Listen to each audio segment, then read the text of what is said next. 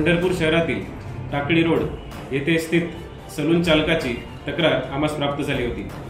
या तक्रारीमध्ये त्याच्या ओळखीचे खासगी सावकार ज्यांची नावे आहेत योगेश रमेश शिंदे, अजित रामचंद्र हजारे, अमोल बाबासाहेब गांजाळे व सोन्या पवार अशा ह्या व्यक्तींनी या इस्माला व्याजाने रक्कम दिली होती।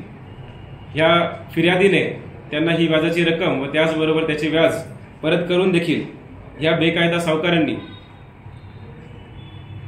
या पैशासाठी त्यांना तगादा लावला व त्याचबरोबर या फिर्यादीची मोटरसायकल व त्याचबरोबर मोबाईल हेडसेटही बळजबरीने हिसकावून घेतले। अशी माहिती मिळताच आम्ही स्वतः व त्याचबरोबर पंढरपूर शहर पोलीस ठाणेचे पथक नेमून व त्याचबरोबर दुय्यम निबंधक कार्यालयाकडील अधिकारी यांच्या समवेत आम्ही या सावकारांच्या घरी आम्ही छापा टाकला व शोध घेतला। त्याचबरोबर आम्ही पंचनामा केला आणि काही कागदपत्रेही हस्तगत केली। या कागदपत्रांमध्ये आम्हाला काही ब्लँक चेक्स, त्याचबरोबर काही करारनामे, त्याचबरोबर काही खरेदी खतेही आढळली।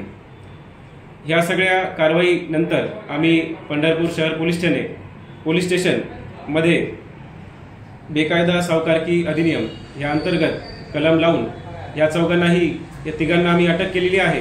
त्याचबरोबर FIR दाखल केलेली आहे। या अशा प्रकारे कोणतीही बेकायदा सावकारकी आपल्या पंढरपूर शहरामध्ये होऊ नये यासाठी मी आपल्या सर्व नागरिकांना आवाहन करतो की अशी कुठलीही बातमी व माहिती आपल्याला मिळताच आपण त्वरित आम्हाला संपर्क साधावा।